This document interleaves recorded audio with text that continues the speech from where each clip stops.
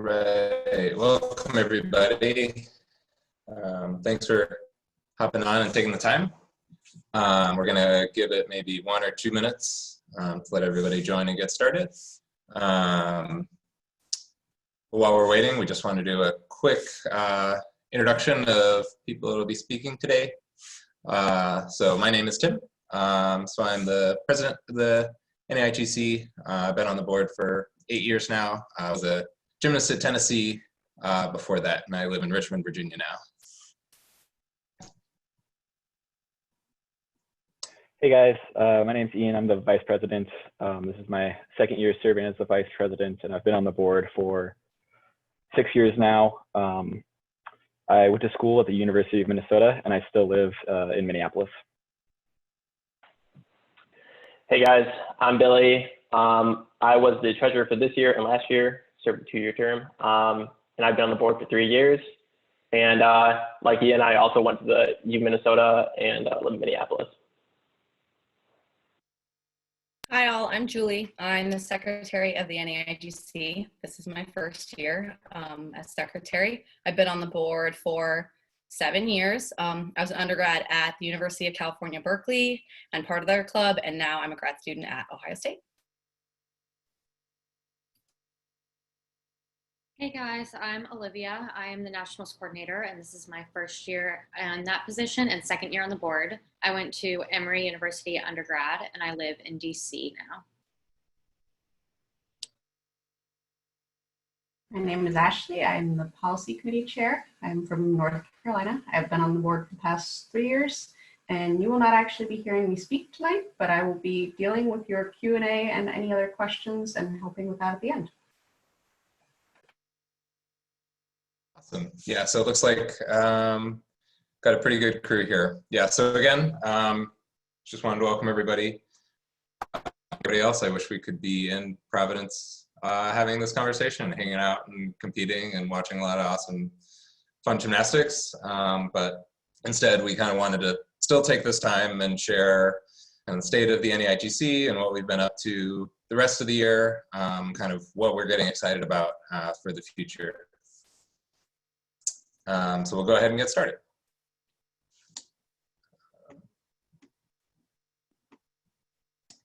Cool.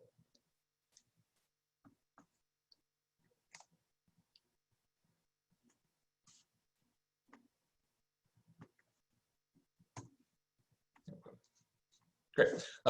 So yeah, just a couple quick notes since we've set this up as a webinar.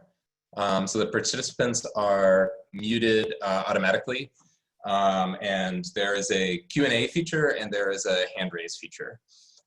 So generally we're going to go through, and if you want to ask kind of a quick question, we can probably answer that really quickly, but we do have half an hour at the end kind of called out for longer questions or kind of questions that are maybe not directly relevant to what we're talking about. So we want people to ask a lot of questions, but we might not get to them right when you answer them. If you use the hand raise feature, Ashley can unmute you and you can ask your question yourself. And so another good way to view the presentation is if you can see the screen share right now and you go to view options, there's a side-by-side view so you can see the presenters talking at the same time. And then lastly, yeah, we're going to record this for anyone who is unable to make it tonight. Great, so really quickly, just a quick word from our sponsors. They're doing some cool discounts right now. So Spieth is our equipment sponsor. So they always have a 15% discount for any gym on equipment. So for those gyms that are kind of in this time redoing a lot of their equipment areas, kind of re-upping for once we come out of this, this might be a good thing to take advantage of now. And then they're also running a lot of discounts just for everybody on home equipment, and you can get free shipping. And then same thing with DGS, which is another equipment supplier for a lot of home equipment and grips, mats, and things like that for a lot more personal use. So there's a link for a discount there on our website too. Great, okay. So first thing up on the agenda, just wanted to give a kind of quick overview about the NAIGC. and then talk about kind of what happened this year and where we're going. So who are we? Yeah, so we're a nonprofit organization, hopefully everybody knows, and our mission is to expand opportunities in the sport of gymnastics, particularly for collegiate, club, and adult community gymnastics. We do this by sanctioning networks of meets, providing communication channels, building communities online, and in every other year hosting a really awesome open national championship. The board works from the 4 core values of providing radical opportunities, creating opportunities wherever we think there's space, and wherever we can, providing exceptional customer experience. So when you interact with us, we want you to walk away feeling really great and like we went above and beyond to help you out. We operate with transparency, and we want to communicate everything and over communicate and make sure everybody understands what we're doing. And we strive to be creative, strive for excellence in everything we do. So that's our mission and values that kind of underpin who we are. So why do we exist? I actually think this is a great question. There's a lot of really big gymnastics organizations out there. And so if you did gymnastics before you came into college or before you were an adult, you very likely did it under USA Gymnastics, or you did it in a high school association or AAU or YMCA or something like that. And so USA Gymnastics serves a lot of the under 18 needs. And if you're good enough to go to the elite track, you have the international body, FIG, that kind of helps organize there. And once you kind of age out of the USAG program and you're good enough, you can go to NCAA. But that's a small sliver of people. So if you can't do USAG because you're too old, and you can't do NCAA or FIG because you're not at the very elite, like what do you have? So that's where we see ourselves fitting. We exist to fill that gap. And so just wanted to call out a few of our new clubs. So we actually had a lot of new clubs this year, which we're really excited about. So hopefully some of them are on the call.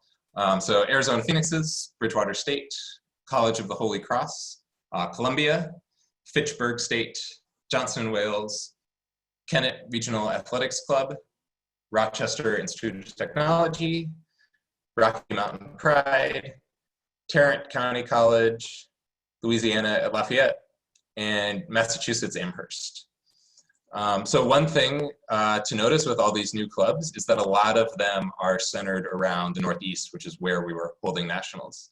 So this is kind of one side effect of holding nationals, and this is one reason we like holding nationals around the country, is that some of these new clubs, they would have been able to not travel very far for nationals, could have sent a lot of people, had a really good experience, and that helps them kind of sustain for future years.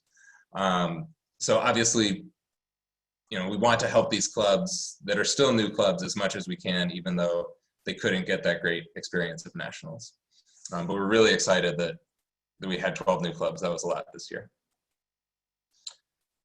And so we've also just been growing pretty consistently over the past 10 years. So this shows our growth numbers since 2008. So if you noticed last year, we had a pretty big jump up at Daytona. We hit almost 1,500 nationals participants, and we broke 1,700 members. We don't really know how many nationals participants we would have had. At the time we had to cancel, we were kind of bumping up against the same number from Daytona. So it looks like we have at least sustained our growth from last year, even though we had to cut the season short. So we still have pretty good reason to believe that there's unmet demand and that we're going to keep growing. So that's the general overview of where we are. And so now for what happened this year. So as I'm sure everybody knows, gymnastics seasons everywhere were disrupted around mid-March.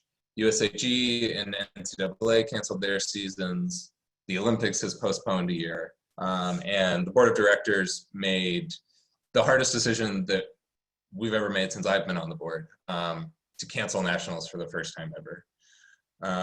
And to give people some background about that decision, Olivia and our general counsel, Krista, were in constant contact with the Rhode Island Convention Center for the weeks leading up to that decision, making sure that we were doing the right thing safety-wise, and also making sure that we weren't financially liable for the decision of canceling. And they really went to bat for us to make sure that we got out in both an ethical way and in a way that kind of preserved our status. So I was really proud of all the teamwork that went into this decision, and it was really, really hard. But in any case, full refunds have been issued. Refunds should be processing now. We should be at the tail end of refunds processing.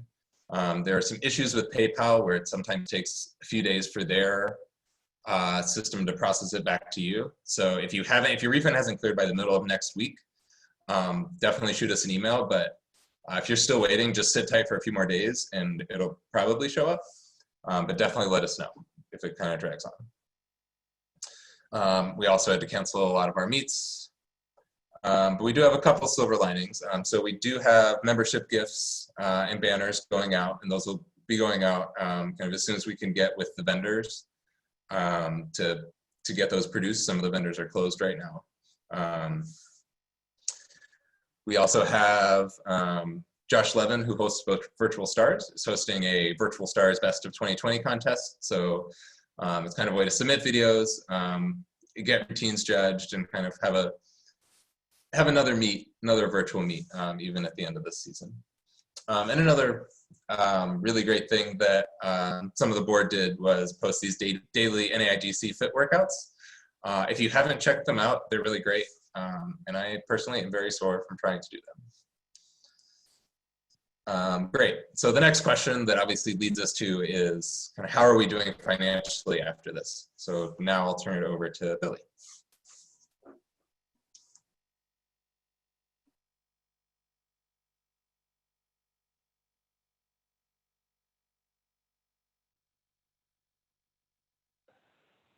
There we go. My mute button disappeared for a second. Bear with me. So leading into our financial report for the year, I wanted to kind of give a brief rundown of how the organization's finances work. The NAIGC is a nonprofit, but every year we do try to operate with a positive margin, meaning we want to have a net profit every year.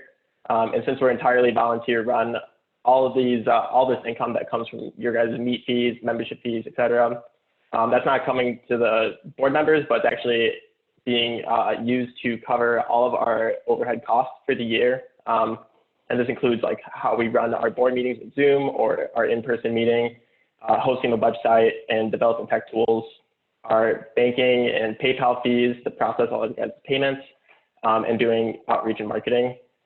So we always have to cover those costs, even though nationals might not happen one year due to an emergency. And when we do make a net income, that gives us the flexibility to provide new opportunities to our membership. This year, a good example is the Club Financial Aid Program. So being able to support registration fees for newer clubs so that they can attend nationals. And then taking a gamble on having TNT at nationals, even though we're not necessarily making a profit on it, we're still able to provide that because we do have some money in the bank. And then also providing free awards and insurance for sanctioned meets and scholarships, which now are coming mostly from contributions from our membership, which is great. This next chart or slide kind of shows how our cash flow works. So our income, we break it down into three main categories. So our corporate income, which comes from all of our members and other people's contributions, sponsorships, membership fees, and then online merch sales. Nationals income, so all the registration team fees that you guys get, banquet tickets, fundraisers and admissions, etc. And then we have other event income, so that's mostly Flip Fest, and then sometimes we may get meet fees for a sanctioned meet, depending on the circumstances. And in those same buckets on the other side of expenses, corporate expenses, like I said before, it's how we run our board meetings, in-person meeting, annual meeting, all of those expenses. And this also includes membership gifts and banners and any equipment we have. And those stay pretty consistent year to year. And then we have our nationals expenses. Pretty much everything that you see at nationals is lumped in this category. So renting the convention center, paying for equipment, getting judges there, getting the board there, etc. And then FlipFest is another example of the expense that we have. And the chart on the right kind of shows you like what percentage of our total income and our total expenses go to each different category. And you can see that we do a pretty good job of allocating like our total income from nationals, like that proportion will go to covering those expenses, and the same for our corporate and other event expenses. On the next slide, actually getting the numbers for our income for this year and last year, just to show a side-by-side comparison. You can see our membership fees were pretty much right in line. We saw a slight dip because not as many people purchased membership this year as nationals got canceled. And then you see our nationals income, which we were on track to exceed what we did last year for both nationals and banquet. And those red numbers are basically all the fees that we had to refund this year. So just knock that at zero. Sponsorships also dropped down significantly because we weren't able to provide things to our typical sponsors, like putting them on the t-shirts or advertising them pre and post nationals. So that income dropped pretty severely. FlipFest right in line, same as usual. We didn't get any hotel rebates, and we saw a big drop in how much merch we could sell. So yeah, pretty low number, but as you can see, when we get to our expenses next, our expenses were also much lower because we didn't have to host nationals. So our corporate expenses were pretty much right in line. That major drop you see is mostly because we didn't have to process a lot of payments, so we didn't pay PayPal a lot to have all that happen. So that's why our corporate expenses were lower than last year. Membership gifts, that's an estimate based on quotes we've gotten or talks we've had with the vendors. So that's pretty much right in line. Our nationals expenses, again, we didn't have to spend that much, but what we did spend and couldn't get back would include like deposits we made to the Rhode Island Convention Center, and then any travel for the judges or board that we might not recoup after this, because most people are getting travel vouchers and some people can't necessarily use them and all of that. And we don't want people to be on the hook for planning to go to nationals and not being able to do it when they were going to work the whole weekend. And then for banquet, we didn't have to pay anything in that case. So yeah, it was great. We were able to get out of pretty much all of our contracts this year. And then we have scholarship right in line next year that got approved to be bumped up to $8,000 that will be awarding to applicants. But that's right in line with the same growth that we saw in income. And then sanction meets, so that dropped because we weren't able to host as many meets. And how that breaks down into this net operating income value, so that's basically our income minus all of our expenses. And you can see we still were positive this year because we still had that income coming from our membership fees, which was great because it allowed us to still operate throughout the whole year without going bankrupt, without losing a bunch of money. And on this next slide, you'll see a chart that kind of tracks that net operating income value all the way back to 2008. And you can see, other than a pretty expensive Sacramento meet in 2016, we've been pretty good about making some income. 2019 in Orlando was a great year for us because Nationals was very cheap that year and fees were the same as we normally get, while seeing a growth in attendance. So in general, we are growing our bank account balance, which again allows us to, one, keep operating even when an emergency happens, and two, provide new opportunities, which in the past included the scholarship or supporting new clubs and all of those things. Yeah, that pretty much covers everything in terms of our finances for the year. We seem to be doing pretty good. No concerns at the moment. Some of these numbers still have yet to be finalized as we get towards the end of the year, but I think this is a pretty good picture of what we're going to be looking like. And with that, I'm going to pass it back to Tim. Cool, thanks, Billy. Looks like we did get we got a question in the chat. Maybe that's relevant here. I think just to follow up on Billy's what Billy said. Yeah, the membership fees like really cover these corporate expenses, and they allow us to exist and operate, right? Like to provide you this community, these sanctioned events, the website, these other events like Flip Fest, membership gifts, banners, and also like we feed that forward into outreach and new club support and things like that. So that's why like the membership fee is for the organization, the nationals fee is for nationals, and that's why the refund covers the nationals fee. But yeah, thanks for the question. Great. So yeah, so how are we moving forward, and what are we excited about for next year? So first, some 2020 milestones. So what else did we do this year? So again, we had 1,700 members from 106 clubs. So one thing we were really excited about, and this is an example of things membership fees would have covered, was a new club financial support initiative. So this year was specific for nationals. We waived 5 nationals registration fees for each of 12 new clubs to come attend. Unfortunately, that didn't work out this year, but we saw a really good growth with that, and we're like really excited to do that. We saw a continued expansion of the Decathlon and the TNT initiatives. We were able to bump up our scholarship awards. So this is something we're really trying to invest in long term. We were able to bump up the 4 awards we give from 1,500 to 2,000. We had a very successful week of giving campaign, thanks to anybody on this call that personally contributed or shared it. And then we currently have 20,000 in the scholarship fund for that endowment that we're trying to grow. And some of that profit that Billy just shared is locked into the scholarship fund. We also revamped our online merch store and actually automated it, made it much easier, and gave a lot more options, many more colors, a lot of new apparel. So definitely check that out. And the last very large thing we did, which we're really excited about, is we have a very large organizational restructuring, which we're going to get into on the last half of this hour. So dig into a couple of those things a little bit.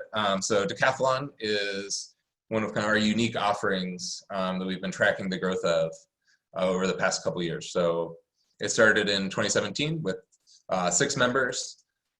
This year we expanded the offering to not just you don't have to do all 10 events, but you can actually pick and choose. You could do 3 MAG events and 2 WAG events, or kind of whatever combination you wanted. And that seemed like it was going to be really popular, and kind of let people qualify for finals in both events, with some restrictions where men can't qualify to WAG vault finals and they can't bump women out of WAG floor finals. But we expanded that offering. We saw a really good boost from that, and we're going to keep pushing that. And we think that's a good thing to offer. Another big gap that exists in the gymnastics community is collegiate and adult tramp and tumbling. And this we were really excited to offer last year. Last year we started pretty small. We just had a power tumbling strip, and we had 17 registrants.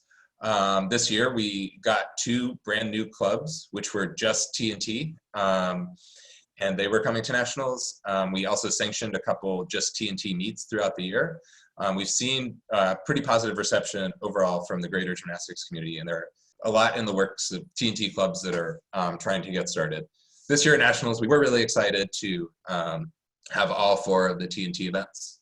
Unfortunately, it didn't work out, but it looked like registration was reflecting that there was a lot of interest, and I expect that interest to keep growing as it gets more established. So those are our goals for 2021 also, to keep sanctioning meets, keep building our connections within the community, and improving marketing and outreach.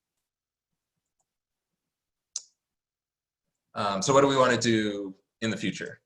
So one of the big things we're excited about are our new technology resources. So last year we had a big scoring rewrite. We ran that last year at nationals. We fixed a lot of things since then, and it's pretty smooth. And so one thing that we want to do next year is enable our clubs to be able to use that for their meets. Right now, the clubs that are using our meet software are using the old version, and it can be kind of clunky and confusing. and somewhat hard to interact with. So we want to be able to have our clubs be able to use this new scoring software also. And we're also at the point where we can finally redesign our registration platform. I'm sure everybody on this call has experienced some level of frustration with the registration for meets and for nationals. So we are pretty excited that we think we can overhaul this for nationals next year. We want to keep growing that scholarship fund, establish an endowment. We want to focus on supporting sanctioned events by offering insurance, offering awards, really supporting our regional championships hosts more, and helping them organize better events, providing more on-the-ground support, and kind of really beefing up the quality of these regional championships to make them kind of like mini nationals that everybody gets really excited to attend. Another key goal is fostering new club growth. So we had really good success this year with our new club financial initiative. We've been developing a lot of resources and partnering with gym clubs to kind of help support new clubs and help kind of take clubs that maybe already exist in the community and turn them into NAIGC members and get them competing in NAIGC events. There's a big opportunity there, and we're going to keep pushing that. How are we going to do all that? Well, hopefully with our new organizational structure, we'll be able to recruit a lot of community volunteers, and that's really how this whole organization runs. And so we're really excited that this new structure will help us recruit a little better. And so with that, I will turn it over to Olivia. Hey guys, so before I get to the fun part of Nationals locations, I wanted to remind you all that we work with National Travel System, which is NTS, and they help us book our future locations and our hotels every year. And we wanted to remind all of you guys that when you sanction events with us, you can also use them. And so they provide an easy way to make sure that you're getting your hotels in order, giving you discounts for anyone coming to your meets. And so when you request your event to be sanctioned, you would be connected with me, and I would then connect to NTS and the event host. And you would give them the information that you need, let them know what distance you want your hotels to be, what price range, and they will coordinate all of that with the hotels and send you a link just like we do with nationals every year.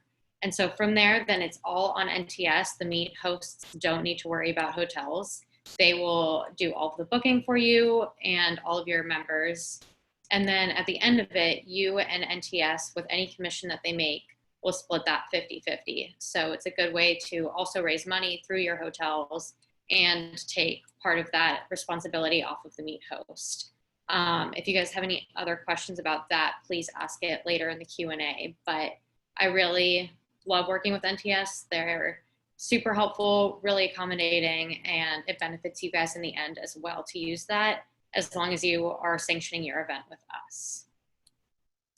And now onto the more fun part, Nationals 2021 and 2022. So those are both already being planned. And as you all know, in 2021, we will be in Albuquerque, New Mexico, April 15th to the 17th. As I said, our hotels are arranged through NTS, and those links for the Hyatt and DoubleTree will be put out in the fall, hopefully.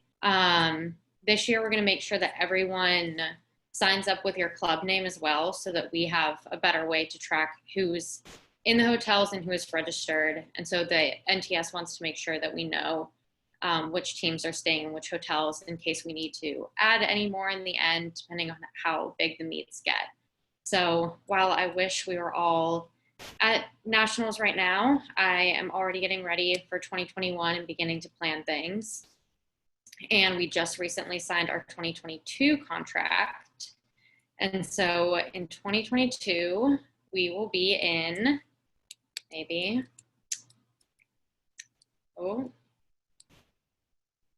I'm gonna mess it up, in Milwaukee, Wisconsin, April 6th to the 9th.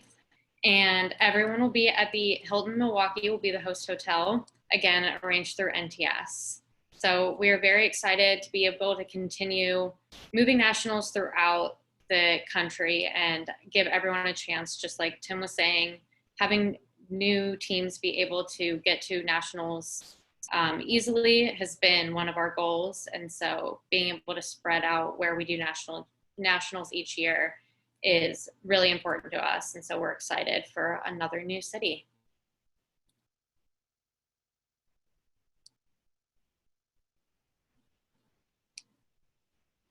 Great. Yeah, thanks, Olivia. Okay, so the next part of the meeting, we're moving into kind of the elections. But before we get there, I want to present some of the new NAIGC structure that we've developed over this past year. And this has been an enormous amount of people hours, researching nonprofit best practices, thinking about kind of our future goals and how we can best accomplish work. So what were some of our goals here?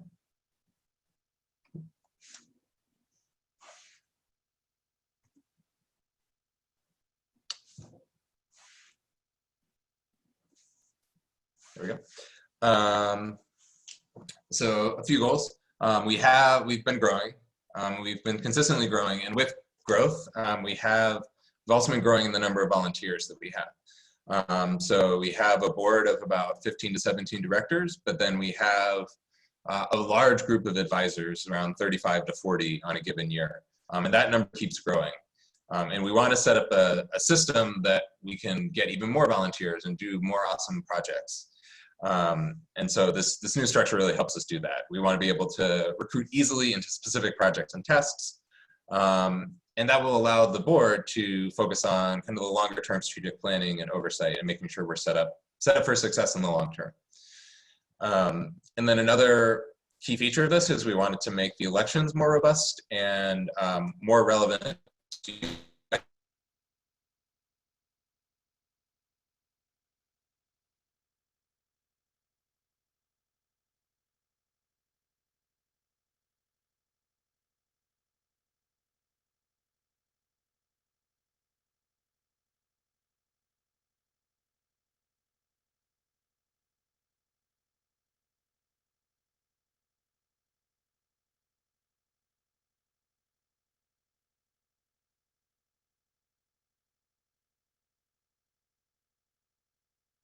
Tim, your audio has. Yeah, we just let him know. Give him 1 second while he tries to fix it.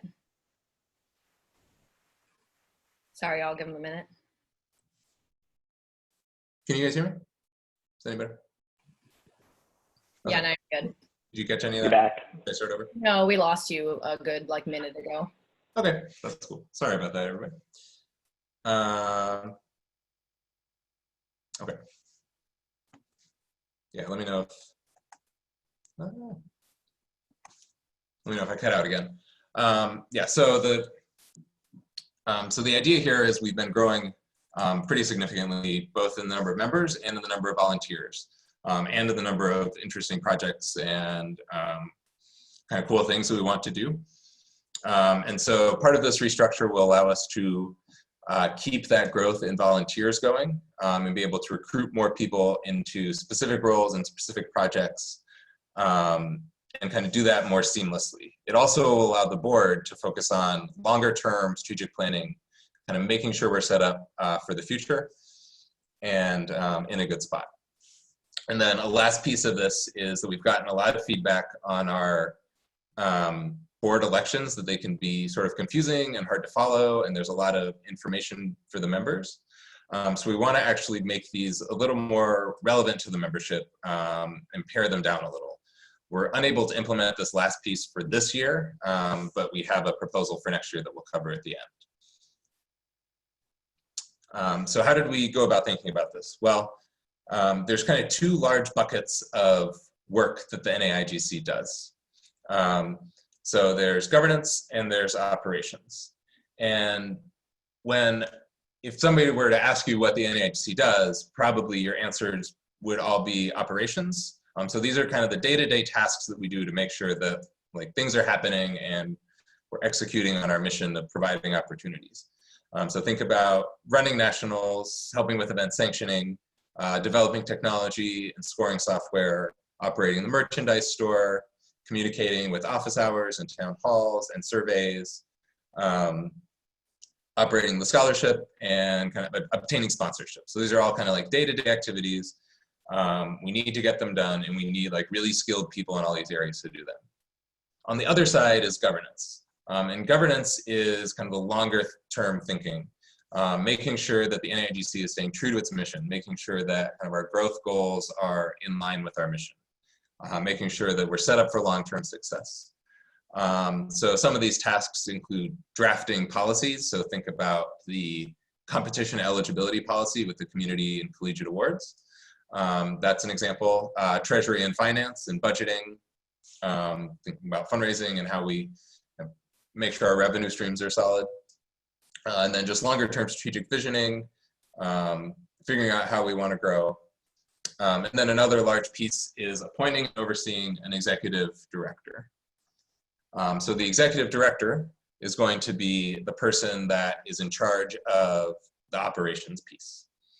So you can think of the executive director like a CEO or somebody like that. So the goal is to split our tasks out into these two buckets, and we need good people doing both of these things. So what we created was an org chart. This slide has a lot of information on it. The point is not to digest it all. This is also available online, and we'll post the link along with the rest of this presentation. But the way we split it up is now the board of directors will be solely focused on that governance piece, on that long-term planning piece. And then all the other people will be on the operations side. And so in the operations, we split it up into 4 groups, which we're calling departments. So we have the events department, the marketing department, membership department, and the technology department. And then in addition to that, under each of these departments, we have a lot of very specific roles that we're going to try to recruit for. And so instead of applying to just an advisor role, if you are really good at social media and you want to kind of just contribute to social media, you can join the marketing department under the public relations team and kind of just do that. Or if you just want to develop software, you can just apply directly into the technology department. Or if you want to work on growth and outreach and kind of building relationships with the community, you can apply directly to the membership department. So part of this will make, we'll have more specific projects for people to be able to join. And then over on the left side of the diagram, we have the board doing all the long-term strategic planning, the governance, working with the executive director, and making sure that the two sides talk to each other.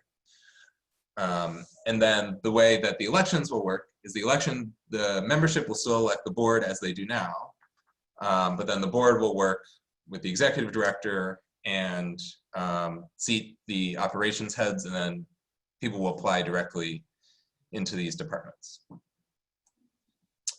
So with that, the thing we want to emphasize here is that board elections are about to start. And so we have new expectations for board members in particular. So previously, if you wanted to help organize nationals, you might run for the board. But now if you want to help organize nationals, it's great, we need those people. You might not run for the board, but you would apply for one of these volunteer positions inside the events department. So in particular, the board candidates need to be willing to learn about applicable laws and nonprofit best practices. And then we have 3 board-specific committees that kind of embody these long-term goals that we have. So we have the policy committee reviewing, developing, governing documents, making sure things are enforced. Development committee thinking about long-term metrics, growth goals, helping with recruiting, researching best practices. And then we have a finance committee developing financial statements, fundraising, and sponsorship. And then another thing to point out is that about half the board members will be holding leadership positions. People have to chair these committees, and then there'll still be a president, a treasurer, and a secretary. And then terms for the upcoming year will be 1 or 2 years. In the future, we're going to actually make these terms longer, so there's more longevity on the board. help implement these long-term plans. So future years, there'll be 3-year terms, but this year it's just 1 or 2. And then, as we mentioned before, the people serving on the board will generally be doing governance. They can do one operations role. So they maybe want to serve on the WAG rules committee, they can do that, but they can't kind of run a department or kind of help out in a lot of different places. Their goal is to be focused on the governance. If you want to help out in a lot of different operations roles, that's awesome. Apply to all those things. We always need people. And then the last piece of this, which is also relevant for the elections, is that we have reorganized the regional position a little. And so we've actually broken the regional coordinator position into 2 separate positions. So we have what we're now calling regional coordinators, and we have regional representatives. So what we're going to call regional coordinators in the future are actually not elected anymore. They're just appointed. They apply into the operations positions. They're going to be the ones working with the club presidents to help facilitate regionals, help regional championship hosts. The goal is they should have a lot of kind of event sanctioning knowledge and event hosting knowledge, and can help the clubs find judges, and can help provide some additional NAIGC resources, help with the scoring software, things like that. Help logistically with regionals and with club meets in the area. And then on the other hand, we have regional representatives. So the goal of the regional representatives is actually to represent the interests and concerns of the membership to the board. And we want to make this position more of a direct conduit between you guys, the membership, and the board. Kind of previously, these roles were kind of intertwined, and some people were doing some people were doing the other one, but we want to call out this regional representative position.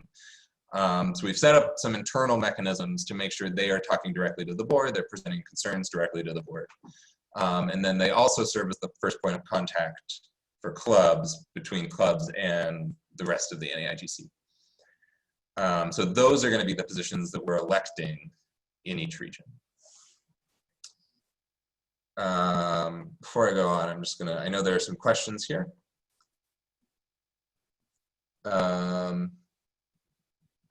Cool. So yeah, there's some questions we'll get to at the end. But also, so a lot of this can be very confusing, and there's a lot of details that I didn't cover. So there'll be Q&A at the end, but then we'll also have some additional kind of opportunities to ask questions later in future weeks. Okay, great. So with that, I'll turn it over to Julie to talk about elections.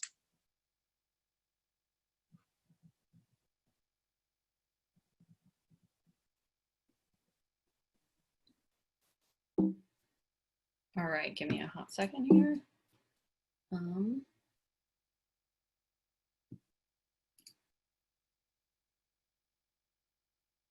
right.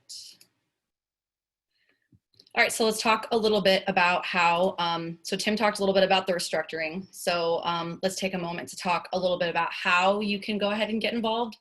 So before I get into some of the timelines you guys have seen in the announcement email, I first want to comment, if you guys have not done so yet, it would be advised for you guys to go ahead and get on both the announcement and the discussion listserv. So there is a link in this PowerPoint, which we'll try to get up on the website for everybody. So you can use the quick link, but also getting on these listservs, you can do so by going to the NAIGC website. And then there's a drop down for contact us. You'll hover over it, and in the drop down, there'll be email listservs. The top one's the announcement. The bottom one, if you scroll to the very bottom, is getting on the discussion listserv. So it doesn't have to be club presidents. We encourage that everybody gets on these listservs, anybody involved with the NAIGC or currently competing or interested in competing. So if you guys have not done that yet, now is the time, because a lot of this information is going to be going through those avenues of communication. Okay, so first let's talk about if you're interested in governance.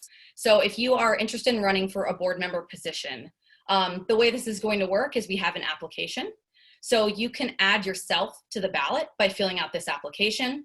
The application will also be sent out, so there's a link to it here, but there's also going to be a link sent out in the announcement email we'll send out shortly, and you guys can access the application that way. Also, you can nominate people for the board, so that's all gonna go via the discussion listserv. So if you know someone you think would be great as a board member, you can go ahead and nominate someone, write maybe a little blurb about why you think they'd be good for the board. And then you can send that out to the discussion listserv. You can, if anybody who does get nominated, if you accept your nomination on the discussion listserv, that's not official for us. So we do still need you to go and fill out the application that we provide. Additionally, if you are not nominated, you can nominate yourself by just filling out the application, and that automatically would add you to the ballot. So now what's our timeline for this? So nominations and applications are going to open up after this meeting. So nominations will open up after we get off this call, and then they stay open until May 1st. So anybody interested in running for a board member position, make sure that you go ahead and you fill out that application or give in nominations for people you're interested in running in that discussion listserv by May 1st. So that cutoff will be May 1st. If you want any more information, that same timeline some of you guys got in the announcement email, that's also available on our website. We have a tab for Election 2020 on the naigc.org website. You guys can access anything about the timeline there, but we'll discuss it more in a minute. So now on the other side, we talked about how there's operations. So you're interested in the day-to-day operations, being on social media or tech or helping with these groups. How do you apply for an operations role? So first we need to get the executive board elected, the new executive director elected, and the board brought in, the new board brought in. So once both those groups are brought in, we're going to open up applications. They'll be available on the NAIGC website. So anybody who wants to be an operations specialist, say you're good at computer programming and you want to be in tech, you can apply that way. But we also encourage you guys to go ahead and email info@naigc.org. And you can let us know if you're interested in either the executive director position or in any of these other positions within the operations team. So let's talk about the timeline. So first and foremost, the way it's going to work for this upcoming election is there are 11 board spots available. So these board director positions are going to be open. 11 of them, 3 of them are 2-year terms, and the rest of them are 1-year terms. So when you go ahead and open up that application and you fill it out, there's an option on the application where you could indicate whether or not you're interested in a 2-year or a 1-year term. If you're interested in a 2-year term, the top 3 scoring 2-year term requests will get those positions. If you applied for a 2-year term and you weren't one of the top 3 scoring candidates, then you'll automatically be placed in a 1-year term if you are still within the top 11. So hopefully that makes some sense. If you're interested in a 1-year term, that's fine. You can still fill out the 1-year term, and then that's just based on the remaining 8 spaces, how you've scored relative to the other candidates in that. Now for election timeline, so like I mentioned, you guys are in this meeting right now. So the nominations for board of directors is going to open up right after this meeting. You guys can get on the list, discussion listserv. You can start filling out that application. You'll be getting an email right after this. That goes until May 1st. You're gonna have to fill out those applications by May 1st. It's going to close. Then on May 4th, we're gonna open up the elections. So every club gets 1 vote. Whatever email address you have registered under your club in the NAIGC site. So like if you're on the internal page and if you look, there's going to be an email address. It's either the president's or if you have a general club email, you'll be getting an email there, and that's going to have your ballot information. So each club gets 1 vote. Your ballot information is going to be sent there, and elections will open up and everybody can vote on the candidates they would prefer. We are also on May 4th going to do a Q&A. So any of the candidates that want to come in and do essentially a Q&A, you can ask them questions about, their ideas for the NAIGC, what their general direction is and what they want to do. You can go ahead and jump on that call. We'll send more information about that. And you can do a little bit of, you can get to know your candidates a little bit better before you vote. Now we go till May 12th. The elections are going to close on May 12th. So every club has to make sure that they've submitted 1 vote by May 12th. And then those will close and we will be announcing the results of the election. So similarly, we have the regional representatives. So we're going to be electing them in the same timeline. So it works exactly parallel to the way that we are doing this with the board of directors. So regional reps, if you're interested in being a regional representative, you can fill out the same application, a similar application that will also go out in this email that we're going to send out. So you can go ahead and click on that application and fill it out. You don't have to do nominations via the discussion listserv. You can choose to nominate someone if you want to, but again, anybody can nominate themselves and fill out the application. So finally, Tim mentioned a little bit about how we're changing the way we're going to do things in the future years with the way we're electing board of directors. So essentially what we're going to do is what we're going to call a nominating committee.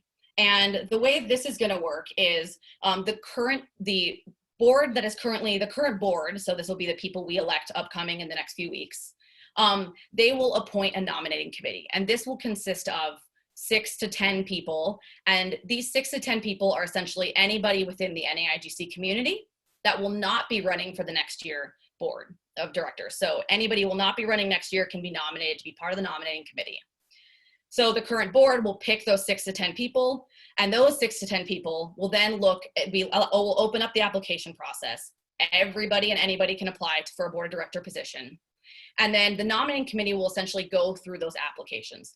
Now, the goal in them going through those applications is to be able to further explore candidates a little bit more, make sure that we keep some diversity within the board of directors, and that we are essentially covering all of our bases. So the nominating committee can take some time and look through all of these candidates and do interviews and look at their applications, and essentially they will select and vet a group of these candidates to present to the membership. Now, you guys will all have the same voting process that happens. Each club will get 1 vote, but we will essentially hand you the candidates after this vetting process, and you guys will vote on them. So only approved candidates by the nominating committee will be on the ballot, and then from then on, you guys will be voting on those candidates that have been vetted the same way you currently do. So so again, our goal basically here is to make sure that we get a good diversity on our board and that we can simplify the process for the membership. So we make sure that we cover all of our bases on what we internally need to run as an organization. So just a comment on the bottom of the slide, we won't be doing that this year. This year is exactly the way we've done it in the past in terms of the elections. There's no nominating committee this year. This would be for the next election cycle, so 2021, 2022. And that's all I have.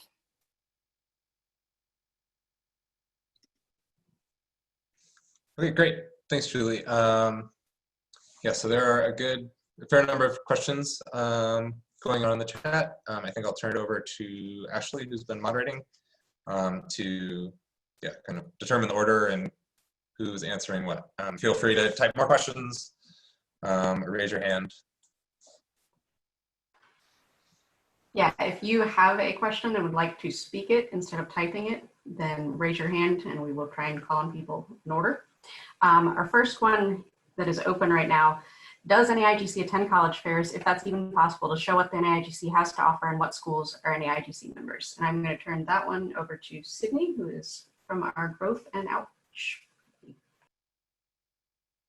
Hi, everyone. So in regards to your question about college fairs, the NAIGC does attend various gymnastics events across the United States. We're a little bit limited on the events that we can attend just because we're kind of relying on volunteers that are living in the region to go to those events. So we don't specifically attend college fairs for individual colleges, but we do encourage member clubs that are interested in getting clubs started to attend college fairs at their colleges. It's a great way to recruit members to the NAIGC. You know, we typically attend events like, you know, YMCA nationals, regional congresses, high school national competitions to try to get our word out to a bigger audience, but no plans thus far, especially with COVID, to be attending any college fairs in the future. All right, next question. Why does the board choose the nomination committee? Is that not a bit inappropriate, potentially biased, nepotism, etc.? Would Tim or another member of the restructuring group like to take that one? Yeah, I'll answer that. So a couple things, yeah, there's another kind of longer question about the nominating committee here too. So a couple things to keep in mind. So one that we didn't mention, the nominating committee is required, one, to present at least double the amount of open slots as there are. So the membership still has a choice in like the total candidates. The primary purpose of the nominating committee is kind of filter out people that wouldn't be good candidates for the board. And so one thing to keep in mind is that it's going to be NAIGC students, it's going to be NAIGC coaches. There will be a few board members represented that will not be running for re-election in order to weigh in on the goals of the board. But the majority of those people will still be students and coaches and people in the gymnastics community. The reason the board picks them is primarily because that is the easiest way to do it. So it will primarily be on demonstrated interest. Like if you are interested in serving on this nominating committee, we expect that about 6 to 10 people would be interested on any given year. Like we just want the people that are going to do their due diligence and do the research on the candidates as a pre-screen. So you can also think of it like you as a member are right now required to do due diligence on 30 people. Instead, we're asking a few people to do that due diligence really well and give you as a member a choice of 10 people. And now you as a member say, oh, these 10 people are actually the best 10. Now let me decide between them. And so it is a collaborative process between the membership and the board, where the board says, these are our goals. Like we really would like somebody who has really good connections to USAG or something like that. And then the nominating committee might say, okay, let me kind of filter these people and this is the best one of those. Or here's somebody who has really good fundraising skills. So the point is to make it collaborative, and the point is that you as a member don't have to do due diligence on 30 people, you have to do due diligence on 10 people. And another thing that we also didn't mention here, that this comes with term limits. So there's a significantly decreased risk of kind of board cycles going on with term limits. So there's a 9-year total term limit there too, which helps. All right, next question. For athletes graduating this year, will they be able to compete in nationals next year under collegiate status? I don't think we have made a decision on that yet. Is that correct? We have not, but it's something that can be up for discussion. Okay. Next, do we have any plans to return to Providence in the future or return to somewhere in the Northeast sooner than 5 years, as seems to be the current cycle? So Olivia, maybe. Yeah, so because we have to book so far out, we have 21 and 22 booked, but it can definitely be a discussion for 2023. I think that region is already supposed to be mid-Atlantic, so we can try to be at least closer to the Northeast, especially so that all of those new clubs this year can definitely make it to a nationals before 5 years from now.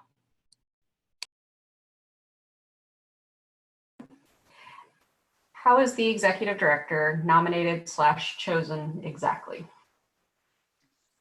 I actually just typed an answer to that question, sorry. But the incoming board will take applications, and then people can apply to that position, and they will basically conduct an interview process for that particular position. And then you can think of the board as the executive director's boss.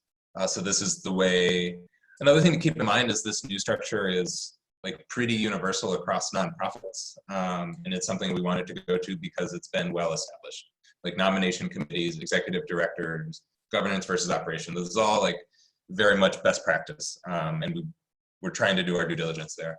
But yeah, the executive director basically applies and the board will appoint them. They'll develop metrics to keep them accountable, and the board can fire the executive director at any time.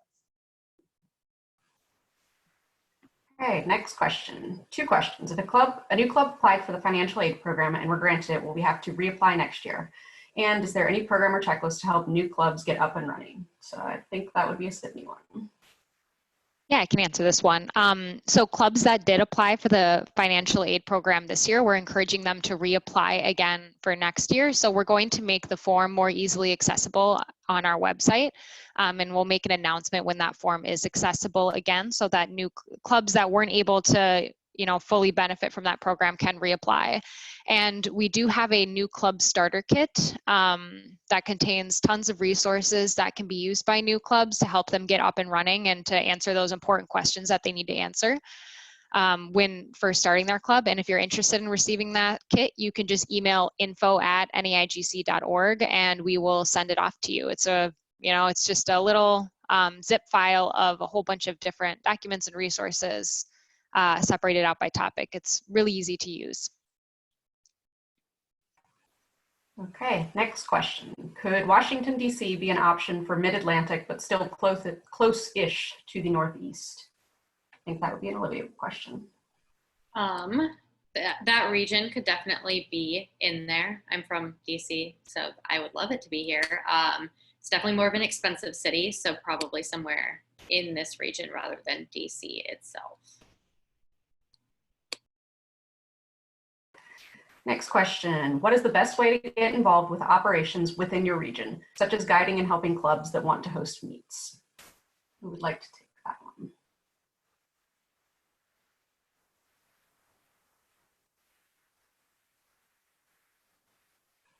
I can answer.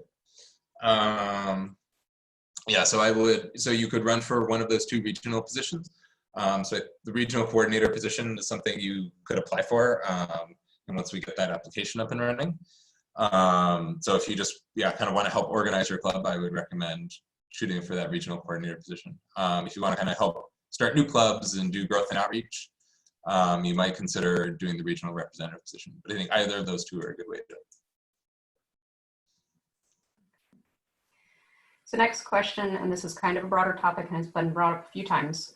When it comes to things like the issue of membership fees not being refunded, will we be able to see the voting record for who voted not to refund those? It matters a lot to my club and our leadership, so we'd like to know.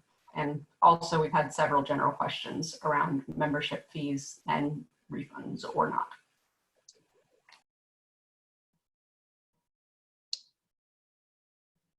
I can answer, or Billy can answer. There's another question which actually is like the one right below it is pretty good too. Yeah. So in the financial section, you mentioned the surplus is 145K.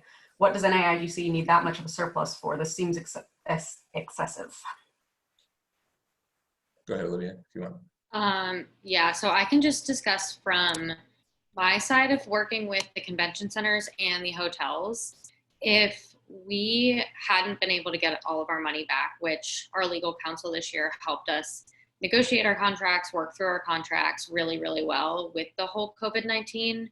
But if there was some other reason that we wouldn't be able to host nationals, we would owe more than $145,000 and go bankrupt immediately from a situation like that. So we want to be sure that if nationals got canceled for some other reason that was out of our control, but we still had to pay the fees, that we would still be able to work as an organization and host nationals the next year like we're going to be able to in the coming years. Hey guys, I finally found a way to unmute myself. I'm on my phone now, got kicked out of the meeting. Yeah, if we could just recap what the question was so I could also chime in. Sure, it was asked why we needed 145K in surplus funds. That seemed excessive, as well as the question around membership fees in general. Okay, well, I think Olivia did a good job of answering that. One big goal that the organization's had for its finances is to be able to fund itself, or basically fund a nationals, assuming it gets canceled in a situation like this and we're on the hook for all of the expenses. So one of the first actions we did do this year after, deciding and voting to cancel was we already knew we were going to automatically refund all registration fees and banquet fees, because those are actually going towards the experience you're getting at nationals. And since nobody was going to be able to do that, we refunded everything. We also tried to recoup all of those costs as well. What your membership fees are going towards is the operation of the organization as a whole. So again, back in the presentation, I kind of went through all the expenses we have just in terms of how we operate. So being able to have all of our meetings, being able to have sanctioned meets, all the miscellaneous day-to-day things that we're able to do, that's funded by our membership fees. And that's not a single item that you're purchasing to go to nationals. That's a year-round expense, and that's why your membership lasts, year-round from September all the way through next September. It is a membership fee, and it is not a attend nationals fee. I hope that helps clarify a little bit. So there was one additional piece of that question, and maybe a previous question that I missed, are we sharing voting records? And the answer to that question is yes. So for people that will be running for the board again, if they were on the board this year and they had a vote, yeah, their voting record is shared. Okay, next question. How many meets have been held closer to the Southeast region? I'm not sure if we have an exact number. Would Ian or someone else from event sanctioning like to address that one? I was actually the sanctioning coordinator for the Southeast region, and we had, prior to the cancellations, we had 4 sanctioned meets. So yeah, I would say there are more meets that are held in the Southeast region that are not sanctioned. So that's always something to just keep in mind when you're looking at the website with the meet listings. Is there are more meets than that are just being sanctioned in that region. All right, next up, will there be any support for Northeast clubs that were new this year to get to nationals in 2021, since they can't get to Albuquerque as easily as they could have gotten to Providence?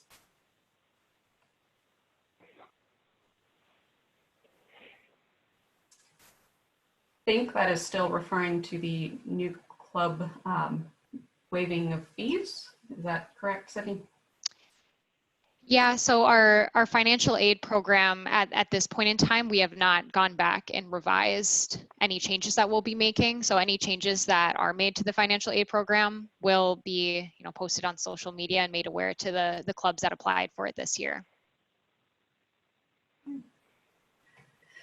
Next question.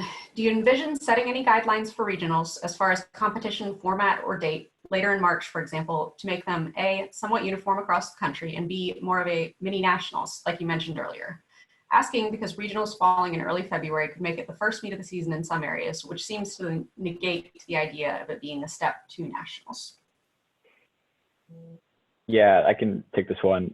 That's definitely a goal that we're looking to achieve with these regional coordinator positions.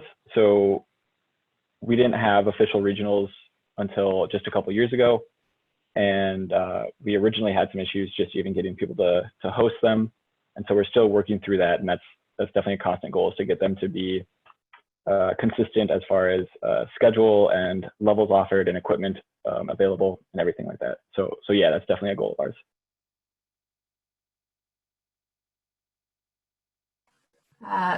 Sorry, I don't mean to be rude, but could I get an answer on voting for the membership fee refunds? Again, it's something that really matters to my club. Yeah, I can answer quickly. Yeah, so again, the voting record we made public for people that are running for the board. But I'm actually not sure the particular vote that you're looking for actually exists, because it's written into our refund policy that we don't refund membership fees, and it's been written that way for at least 3 years and probably more. So like the main decision wasn't actually around refunding membership fees this year, but all the voting records are public, or will be made public for people running for the board. Okay, next question. Within the new organizational structure, does the old member powers section in the bylaws still exist? Yes, that's a great question. Thanks for reading our bylaws. Yeah, and so the members' powers in general means that membership, actually I'd have to also look up the exact wording, but the membership does have the power to call meetings and overturn decisions. Next question. How would we find meets that aren't sanctioned? I can take that one. So a meet doesn't need to be sanctioned to be posted on our website.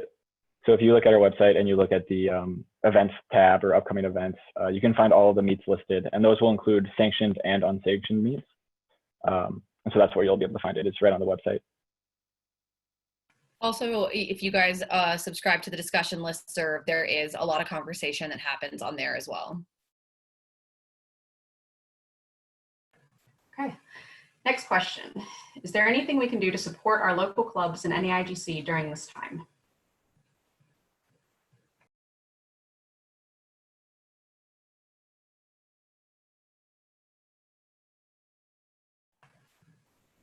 I think that's one question that would be really beneficial to all be in a room together in, because I think all of the various clubs will know the answer to that better than any of us will. So I guess if there are any clubs in here that have a good answer to that, on how maybe they need support or don't need support, maybe type it into the Q&A or raise your hand. There's probably a way to share. But otherwise, I don't know if anybody on this panel has a great answer to that. Okay, next question. Does the board have a contact at Spieth and/or other equipment suppliers that individual clubs can go through to rent equipment for local meets?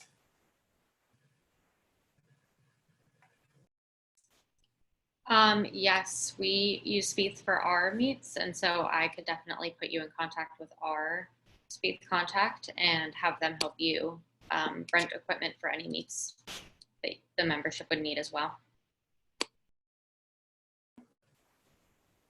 And Olivia, if you could actually type information, contact info, that would be great.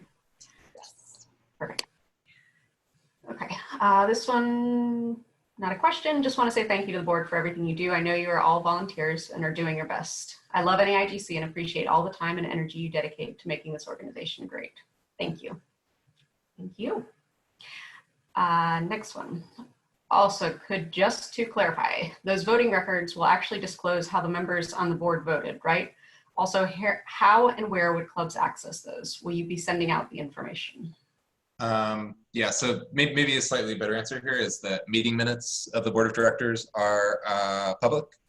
Right now, we don't have those on our website, but that has been a goal, but they have been available by request. So if you email info@NAIGC, we can provide those to you. Yeah. And meeting minutes do like document who voted for what and the justification for decisions made. And then Tim, as far as when we send out the voting records of candidates, is that going out in just like a packet with the full list of candidates that are running? Yeah, we'll have a packet of information with their voting records, as well as kind of our internal evaluations that we conduct internally. Yep, and just to explicitly answer that question, the voting records will list every item that was voted on and how that specific member voted, whether it was approve or disapprove, or if it was different than that. Okay, next question. Who was involved in the restructuring process? Is there a reason membership was not a part of that decision? Yeah, that's a great question. Who was involved? It was the policy committee and the officer team and any advisor that was interested. So we had about a dozen people meeting roughly once a week for about an hour and a half to 2 hours every week. So one reason that the membership wasn't involved is that it's really complicated. And another one is that it primarily concerns like how we accomplish work. So the nomination committee piece is actually a very small piece of it. It's mostly around kind of the number of board members and kind of how we structure these organizations and departments and things like that. So that like it would just like, I think it's just kind of infeasible. And so at the end of the day, right, like we want to inform you about it. But it's in the board's governing duties to like take good care of the organization. And I feel that everybody on the board, a lot of people expressed a lot of opinions. And I feel that a lot of people represented the membership interests.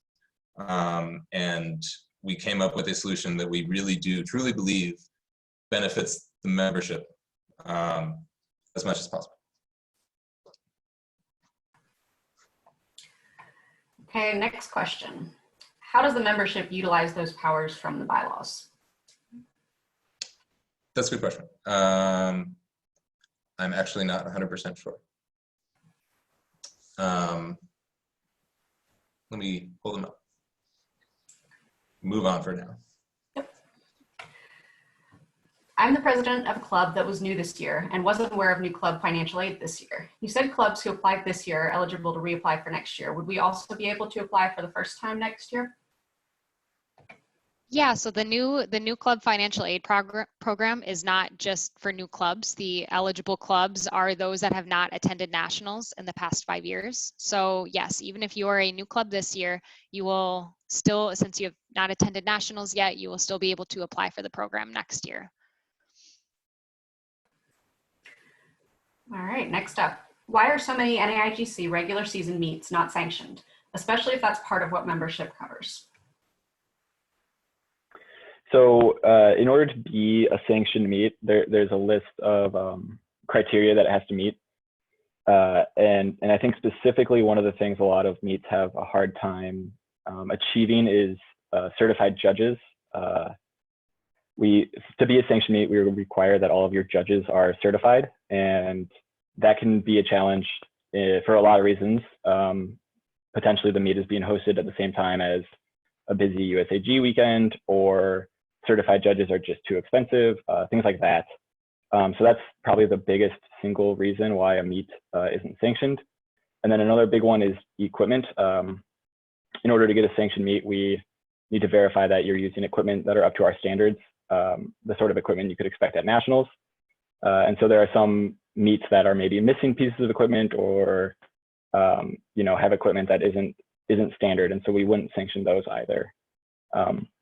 And then I think there are plenty of meets that just aren't interested in sanctioning, aren't interested in the benefits that we offer with that, and they'd rather just do it on their own.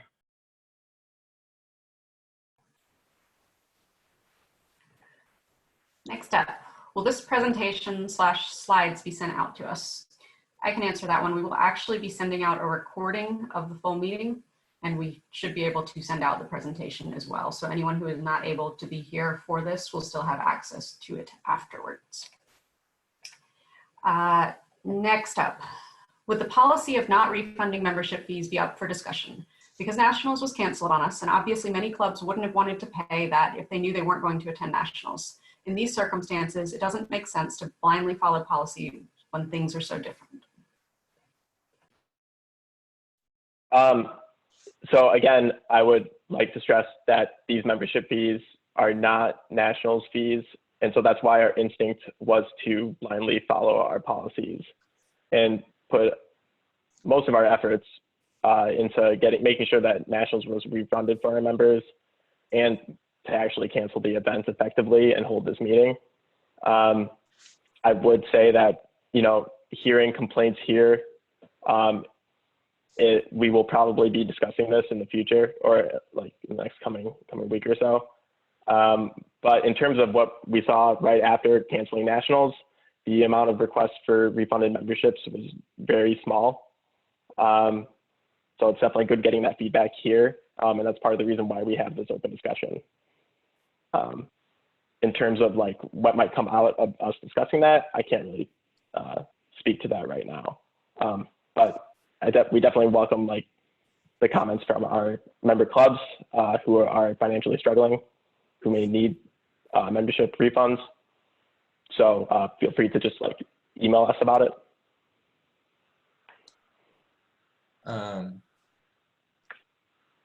Sorry, I have a question, or I have an answer for the bylaws. For the bylaws question. Go for it. Maybe so. Okay. So there's some questions about what the membership powers are in the bylaws, and we have not changed those. So it says the voting membership shall have the following powers: to elect board members, so that's what we do at the annual election, to add board members, directors mid-year, to recall board members, and to amend the articles of incorporation or these bylaws, and lastly to adopt 9 non-binding resolutions. So those are the powers that the membership can have, and so the question is, how do you use those powers? So there's Article 6, which is a special voting session, and I'm not sure if the bylaws are on the website or not. We'll make sure they are. A special voting session of the member clubs can be requested either by the board or by 10% of the voting membership. That request must include reasonable evidence of board or membership endorsement and at least one additional item to be voted on. A reasonable procedure for collecting and recording votes and voting date. And the request must be submitted to the secretary at least 40 days before the voting date. So if you want to call a special voting session, yeah, you need 10% of the voting membership. So imagine some sort of letter or something like that. Something to vote on, a procedure, and a voting date. I hope that helps, and we'll make sure the bylaws are yeah, on the website. All right, next up. To hold an unsanctioned meet, do we have to go through NAIGC? No, you do not. There are a lot of unsanctioned meets that are not done through the NAIGC and on our website. We would obviously encourage you to use the website so other clubs can have visibility of your meet and register, but no, if it's an unsanctioned meet, there's no reason you don't need to go through us if you don't want to. Okay. Next to around finances. This is more a suggestion. You could always start a discussion on the forum for different clubs that are financially struggling to make their financial status known. Next one that's a little related. My club personally is struggling because we had our fundraisers canceled. What is the NAIGC doing to check in on clubs since many are suffering financially? Is the board doing anything to get a sense of how clubs have been impacted?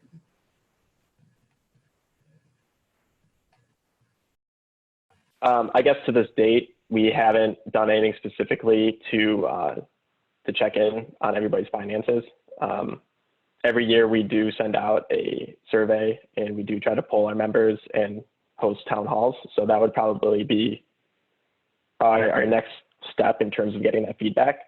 But bringing that up, again, that's something that we can continue to discuss. Next one, and the person who asked the earlier question may need to raise their hand on this.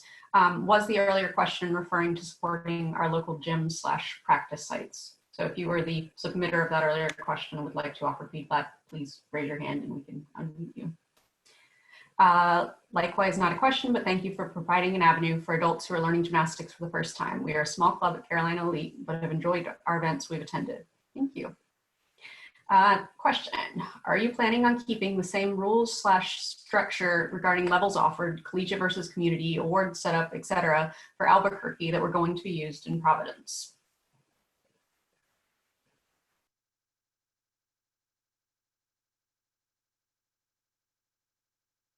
Tim, do you want to take that one?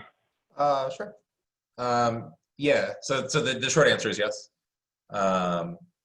We had been planning on making kind of the awards part of it go a little smoother and kind of integrating the collegiate and the community and the overall a little better, but the policy itself hasn't changed, I don't think, in any significant way. Yeah, we still have the collegiate, the community, all the same MAG and WAG levels. I don't know of any plans to change that before Albuquerque, but I can't make any guarantees. All right. Next two are both comments, but this is open discussion, so they're going to get said. I just want to say that I appreciate all of you guys' ability to get notices about reimbursements out as soon as Nationals was canceled. It has been severely stressful trying to get reimbursements from other organizations, so I appreciate your transparency and honesty through all of that. Next up, gymnastics rocks. Next up, is there any sort of requirement that board members be involved in an actual club rather than just NAIGC alumni so that they can be actively representing the members' wishes? So the creation of the regional representative is specifically designed for that. So the regional representative will be attending board meetings. We'll also fly them out. We'll fly one of the regional representatives from that group out to the board in-person meeting that we have every year. And the goal is for them to do a presentation on the needs of the membership and making sure that those needs are met. So we actually think this will be a more direct way because the challenge is that the governance tasks are require a lot of strategic planning and long-term thinking. So we like having people from the community that may not even be involved in the NAIGC, helping with that could actually be a benefit to both the membership and the organization overall. But that's why we have this avenue specifically for the membership to be represented.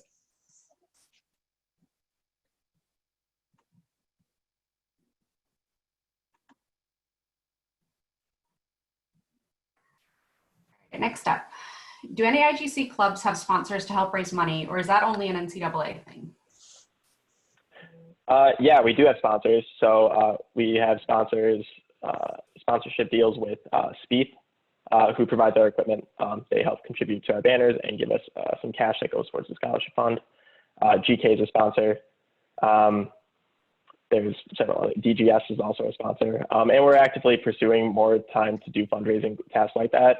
And I think it will be easier after we do the restructuring to have more of a really focused team putting effort towards gathering more sponsors.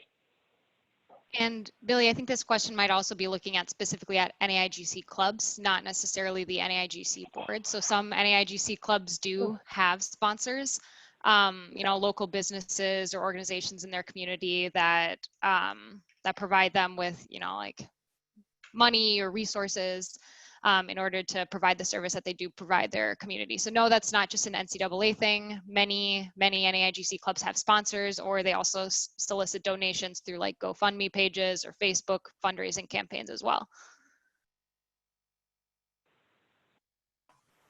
Thanks for clarifying, Cindy. Yep. All right, next up, when will we know more information about FlipFest? So as far as we know right now, FlipFest is on as planned and should be, we think, the second weekend in August. We will let everyone know as soon as we know any more details and hopefully be making registration available. Next question. My club is working out a paid agreement with the practice facility and would love to have some reference materials on reasonable pricing algorithms. Does the NAIGC have any resources on this? So I don't think we have anything offhand on that, but we can definitely get something put together. If you want to specifically email that info@naigc.org, I think we can probably work with you and get something put together. All right, next up. It was said at the beginning of the presentation that this was recorded for those who cannot attend tonight. Where would the recorded version of this presentation be? I would like to try to send this out to the rest of the exec board of our club who couldn't attend tonight. The recording will be sent by email to all people who have registered for this and can be forwarded from there. We will also see about posting it. So you should have access to it as soon as we are able to get it all saved and sent. Next up, not a question, but we pay memberships to be a member, not just go to nationals. The membership fees help keep this whole thing alive. If there's one person from your club that is freaking out over the $30, email me and I feel for you, you want to help. But I also feel y'all are being a little harsh and trying to challenge the policies that have been in place for years. Everyone is hurting right now and I feel like you're lashing out and it's not fair. And then we have a specific email address, which will be showing up in the Q&A. Next up. You mentioned earlier that the registration process / software for nationals was going to be updated. Will this improvement be for all of meet registration on the NAIGC website or just for nationals? Do you want to make Kyle? I'm gonna say Kyle. Our intent is to update it for all meets and make it available for all meets. That is a very large task. So we do not know the exact timeline, but we would like to have that in place for next year. Next question. Will WAG level 6 be offered at nationals in 2021? Or do any meets host level 6, or is it just developmental in levels 7, 8, 9? If any rules people are in attendance, please raise your hand to answer specifically.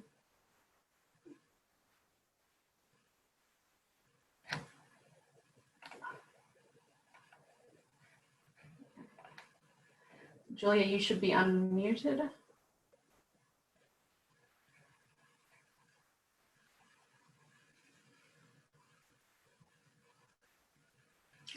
Okay. Hi, can you guys hear me? So we don't currently have plans to add level 6. It's something that we did pull the membership on when we decided between level 6 and level 7. And level 6 was definitely the more popular, or level 7, sorry, was definitely the more popular choice. And it's actually got very high registration at nationals too, so it's definitely something people desire. We did try to update the developmental rules this year to make it a little bit more like level 6, so that people feel that they can do harder gymnastics and still fit into developmental. But definitely we do reevaluate the rules every summer. So it's something that we do evaluate on a yearly basis. So we will be looking into it again. Related follow-up question, please ask if people want level 6 instead of level 7, because level 7 is harder than level 8 in many ways, and a level 6 gymnast is forced to compete in developmental when it's not really appropriate. So similar topic, but yes, we will be talking to clubs. Next question, have you heard from other clubs about having difficulty with their club sports department over the past few years? And if yes, have you had the ability to talk to any of the club sports coordinators, and what has been the response, positive, negative, etc.?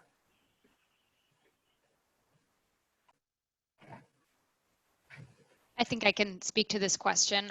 This is kind of a constant struggle that we have with club sports departments. You know, some colleges or universities just don't want to see gymnastics as part of their rosters and are sometimes very adamant about their decisions, and sometimes we're able to, you know, speak with them personally. And you know, it is kind of a mixed bag in that sense. But if you are having problems with communicating with your club sports department, please email us at info@naigc.org, and we can put you in touch with somebody on our growth and outreach team that has talked to, you know, these kinds of departments before, and help you get your club established if that's what you're having problems with. Hi, I'm going to piggyback off what Sydney just said. My name is Mason. I run our human resources team. This year we had one specific issue with the school where we actually were in contact with their club sports admin regarding some kind of issues that they were having with purchasing an Airbnb or host hotel things. So we've been working on kind of getting that kind of communication in place. And if you have any issue with that, we're also here to kind of resolve that aspect of things too. All right. Next up, thank you so much for all you guys do. And to make numbers accurate, you actually had 13 new clubs this year. Alamance Club Gymnastics in North Carolina was left off the original list on the first slide. Alamance, thanks for joining us, and thanks for updating our number. Welcome, sorry. That's awesome.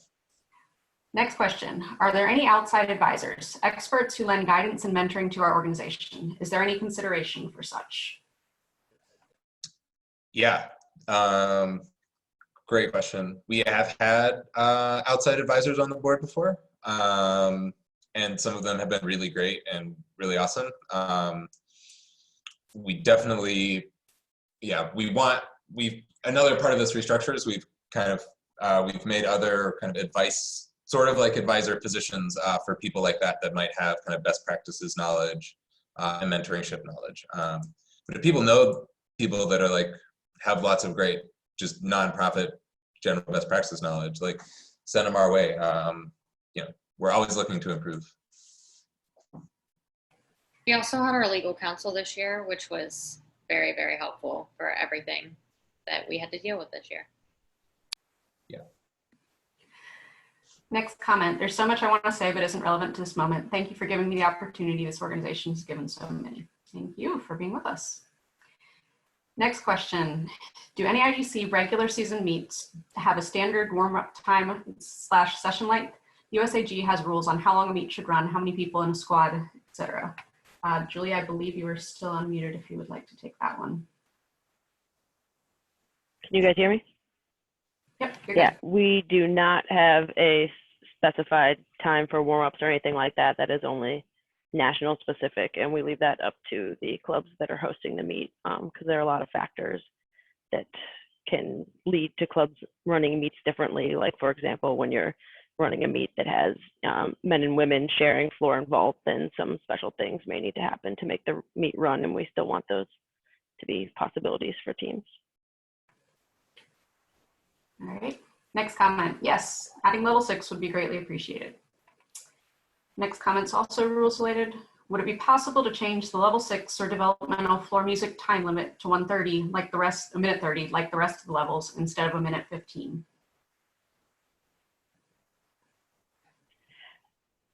I guess we can explore that. There are certain reasons that it is shorter because they're usually only doing 2 tumbling passes. But that is something that we can look into. Additionally, you can use your minute 30 floor music and just don't start moving for the first 15 seconds and you will still be compliant. All right. Next 2 questions, comments are also rules related. On that level 6/7 topic, would you consider removing some of the more specific skill requirements for level 7, but retaining the difficulty requirements? These can be especially prohibitive for older gymnasts, so basically all of us, who may not be working towards higher skill levels the way children are. Also, OMG, developmental warm-up time on events is way too short. Anyone talk about that? So I believe we increased the developmental warm-up time for this year, but no one experienced it because nationals didn't happen. What was the other part of the question? Removing the restrictions. Yeah. So one of the things we struggle with is, having quality judging that's consistent. And it's very complicated for judges to have new rules and lots of exceptions that they need to follow. So I think removing the restrictions for level 7 is actually going to cause a lot of confusion for the judges and a lot of inconsistency in the scoring. Okay. At the moment, there are no other comments in the Q&A and no one with hands raised. We can give a second or 2 for that. I think we may be done with our discussion for the time being. Yeah, great. Give people another second, but thanks again, everybody. Really appreciate all you guys are doing for your clubs and like taking the time to come to this and be engaged with the organization. We need engaged people to help out and jump on projects and volunteer. So just another plug for that, but just overall, yeah, we wish we could all be in Providence. Thank you guys for engaging and sitting through this and asking lots of great questions. Yeah, so to follow up on some of the restructuring stuff, there is a town hall. Their date is in there. I believe it's next week, where we'll answer more questions and kind of dig into that a little more if you want. And then, yeah, be on the lookout for nominations. Nominate people you think are qualified. Nominate yourself if you want. And then elections will be happening at the beginning of May. So we really appreciate everybody's engagement in that piece of it. But yeah, and then the recording will be made available and sent out. So yeah, any other questions? info@naigc.org. We have one final Q&A. Y'all are awesome. Thank you so much. Thank you everyone for coming. Thanks, everybody. We'll see you next year. Yeah, or at Flip Fest. Or the town hall. Or the town hall. All right. Good night.